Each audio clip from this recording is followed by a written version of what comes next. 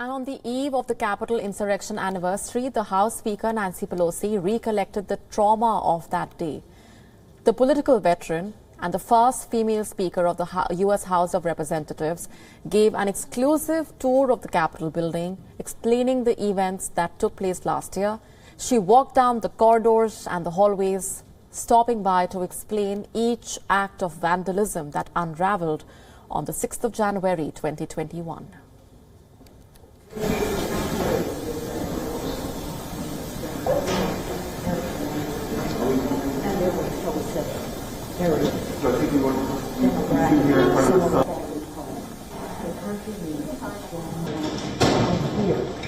Now, this door has just only recently been sort of repaired, but the staff went in there, closed the doors, and put furniture up against it, and then they hid under the table in there.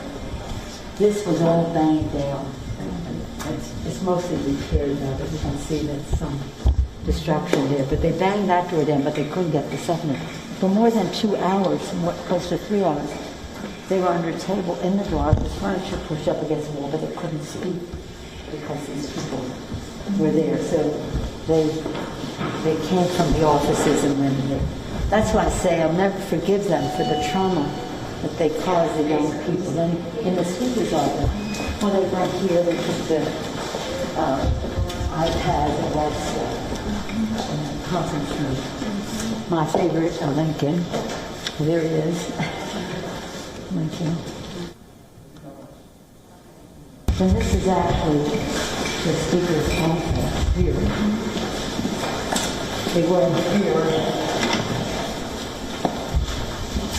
And they destroyed the mirror, they broke all kinds of things, they did terrible things on the rugs throughout.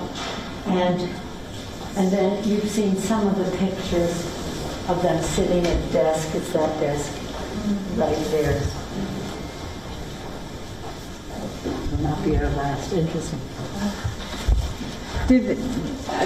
What did it feel when you saw all this? As I say, how can I say this? With all the respect in the world for the Capitol and the fact they destroyed all these things which are part of the... Is that so sorry. Yours? Okay. I was more concerned about the trauma that they caused for the young people who work here. I mean, we can repair the mirror and do all those things. They shouldn't have done that. But because all these things are, they're curator... approved. This is the Capitol, the way they have it, and they shouldn't have desecrated it. But what's more important is the harm they did to people. The young people were traumatized by the fear of it all to them personally, but also to an assault on our democracy, which they value. That's why they work here, our democracy. So when I saw the destruction, I thought, yeah, okay, we'll fix it. But it'll take a longer time to do the post-traumatic stress unraveling that they call it. Mm-hmm. A political analyst from Jerusalem had predicted the Capitol riots 2 weeks before they happened. Area Kovler, extremism analyst, had predicted armed militias will try to storm the Capitol in January.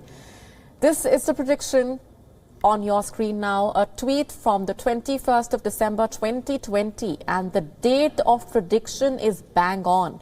The tweet says, on the 6th of January, armed Trumpist militias will be rallying in D.C. at Trump's orders. It's highly likely that they will try to storm the Capitol after it certifies Joe Biden's win. I don't think this has sunk in yet.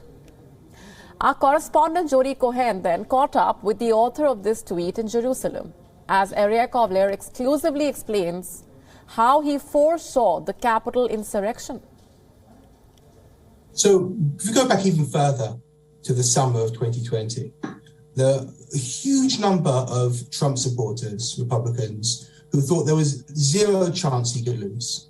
Whenever they saw any evidence that Joe Biden was in the lead, a poll, any kind of research, they just didn't believe it. They said it was all fake, it was all fixed. And of course, they were supporting this by Trump, who was telling them that the whole country was on their side and they were going to win 40 states, they were going to win California.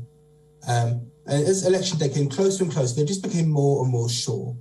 So on the day of the election, when it became within a day or two pretty clear that Joe Biden had won and had won a decent number of electoral seats, they didn't change that view.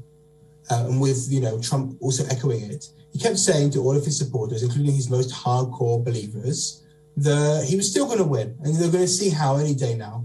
And they believed him. They believed that he had a plan and that any day now he would be returned to office and it would all be proven that the election was fake.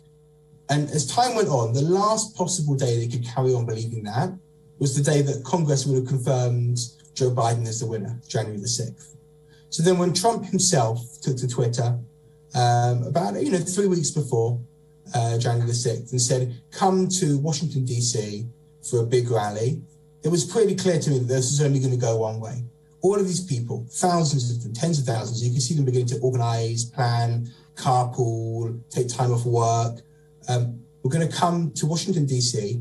thinking that they were going to see Trump's victory. And when they realized that that wasn't going to happen, they were going to be really angry. WION now available in your country. Download the app now. Get all the news on the move.